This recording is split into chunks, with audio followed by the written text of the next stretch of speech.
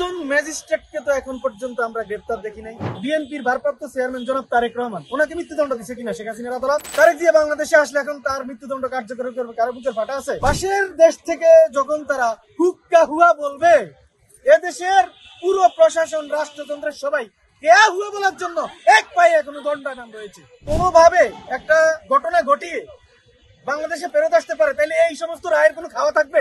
এখনো এই প্যাসিবাদের আমলারা সবকিছু দখল করে রেখেছে। দেখেন, আমরা জুলাই মঞ্চের যে মঞ্চটি আপনারা দেখছেন, এটি 18 ফেব্রুয়ারি 2025 সাল থেকে আমরা এখানে অবস্থান কর্মসূচি করছি সুনির্দিষ্ট 3টা দাবিকে নিয়ে। গণহত্যার বিচার, গণহত্যার দায়ে আওয়ামী লীগকে নিষিদ্ধ এবং প্রশাসনে এখন পর্যন্ত লুকিয়ে থাকা ফ্যাসিবাদী আমলাদের চিহ্নিত করে বিচারের মুখোমুখি করার দাবিতে।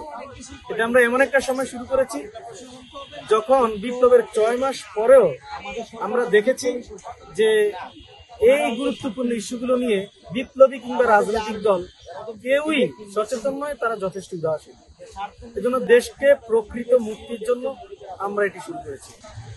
অতঃপর আমাদের 86তম দিন অবস্থানের কার্যক্রম যখন চলছিল, 86তম দিনে আওয়ামী লীগের নিষিদ্ধের জন্য, এটা কর্মকাণ্ড নিষিদ্ধের একটি সিদ্ধান্ত তারা দেয়। আর গণহত্যার বিচারের জন্য আমরা বিচার চাই, গণহত্যার বিচার চাই আমরা বলে এসেছি। তো গণহত্যা যে করেছে এটা সর্বোচ্চ ব্যক্তি শেখ হাসিনা, এটি আসলে আমাদের বলার কোনো অপেক্ষা রাখে না। বাংলাদেশের মানুষ, বিশ্ব প্রত্যেকটা মানুষ এটা জানে। শুধু এটাই নয়, এই গণহত্যা আমরা 2009 সালে বিডিআর যে বিদ্রোহের নামে সেখানে একটা গণহত্যা সংগঠিত হয়েছিল। 2013 সালে শাপলায় একটা নারকীয় গণহত্যা সংগঠিত হয়েছিল এবং সর্বশেষ 2024 সালে আরেকটি ভয়াবহ গণহত্যা সংগঠিত হয়। এই যে গণহত্যাগুলো, এতগুলো হত্যা, একটা মানুষকে খুন করা হলে বাংলাদেশের আইনেই আছে বা বিশ্বের আইনেই আছে যে তার মৃত্যুদণ্ড হতে হবে। তো গণহত্যাকারী যে কারো মৃত্যুদণ্ড হবে, এটা বিচিত্র কিছু না। এবং এটা যে আমাদের খুব একটা অনুভূতি বা খুব একটা অপেক্ষায় ছিলাম, বিষয়টা এটাও না। কারণ 5ই আগস্ট এদেশের ছাত্র জনতা, তারা তাদের জীবন এবং বুকের তাজা রক্তকে কালি বানিয়ে লিখে দিয়েছিল এই ডেথ পেনাল্টি, এই ডেথ সেন্টেন্স তারা লিখে গেছে। এটা জাস্ট একটা অফিসিয়াল একটা স্বীকৃতি গত 17ই নভেম্বর বাংলাদেশের যে আন্তর্জাতিক ট্রাইব্যুনাল রয়েছে তারা দিয়েছে। কিন্তু দুঃখের বিষয় হচ্ছে তারা এটা ন্যাচারালি কতটুকু দিতে চেয়েছে সেই প্রশ্নটা আমাদের থাকছে। যারা আমাদের বিপ্লবের পক্ষের কয়েকজন ছিল তারা অনেক চেষ্টা করেছে, তবে বাংলাদেশের এই রাষ্ট্রযন্ত্রের প্রত্যেকটা স্তরে, প্রত্যেকটা কাঠামোতে, প্রত্যেকটা পরতে এখনো এই প্যাসিবাদের আমলারা সবকিছু দখল করে রেখেছে। আপনি সচিবালয়ে খোঁজ নিলে দেখবেন আমাদের 3য় দাবিটা যেটা, যে প্যাসিবাদের যে আমলারা রয়েছে, যারা প্রশাসনের বন্ধের অথরিটি আছে, আপনি একটা জিনিস দেখেন, শেখ হাসিনা কিন্তু নিজে গুলি করে একটা মানুষকে খুন করে নাই। সে নির্দেশ দিয়েছে বা সে পরিবেশ তৈরি করেছে, সে মাস্টারমাইন্ড, সে সুপ্রিম জায়গা আছে, ফাইন।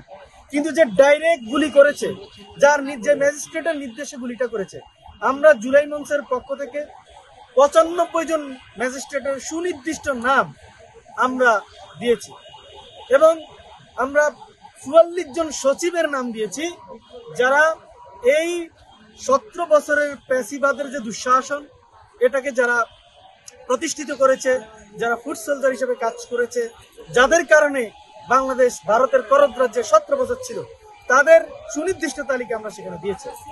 এই 95 জন ম্যাজিস্ট্রেটের ম্যাক্সিমাম সরাসরি গত জুলাই আন্দোলনে রাজপথে ছাত্রদের উপর, জনতার উপর গুলি করার নির্দেশদাতা এই 95 জনের ম্যাক্সিমাম।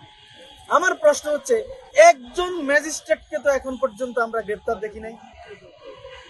আপনারা শুধুমাত্র দুনিয়ার সবকিছু কি শুধুমাত্র শেখ হাসিনা? ঠিক আছে, শেখ হাসিনা সবার উপরে আছে, তার পাশে তো হবে, খুব স্বাভাবিক।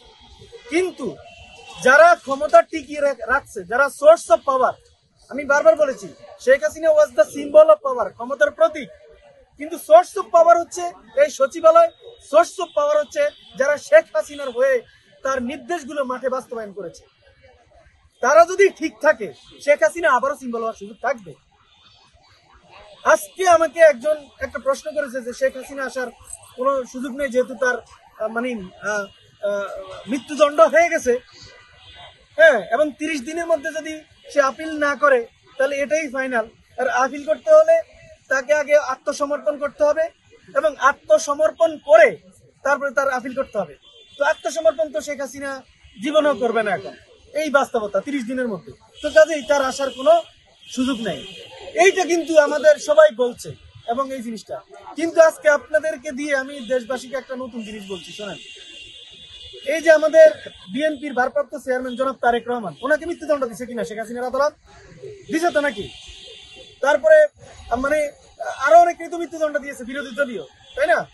ধরেন তারেক জিয়ার কথাই আমি বলছি।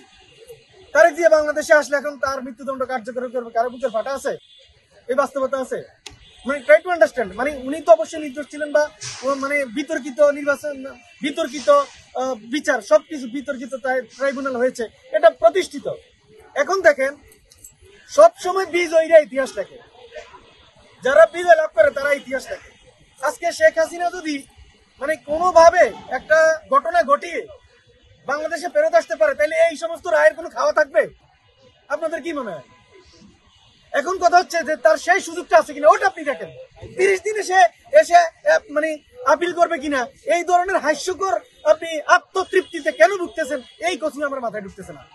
যেখানে পুরো প্রশাসনে এখনো শেখ হাসিনার সমস্ত সেটআপ বিরাজমান, তাহলে এই সেটআপ যদি থাকে, এবং আপনি দেখেন এই দেশে একজনের বিরুদ্ধে একটা রায় দিয়েছে, আমাদের পার্শ্ববর্তী রাষ্ট্র এটা নিয়ে বিবৃতি বর্ণনা এই সেই কি একটা আলামত, তারা কি বসে আছে? বসে কিন্তু নাই।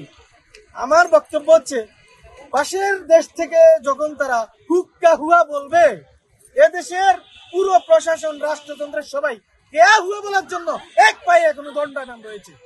এই বাস্তবতাটা দেশের জনগণকে বুঝতে হবে।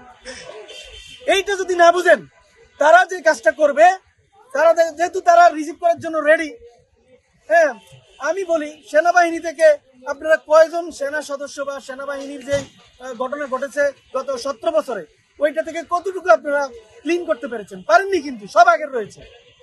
সচিবালয় তো পুরোটাই এখনো সব প্যাসিবাদের সচিবরা বসা। কয়জনকে আপনি বরখাস্ত করছেন?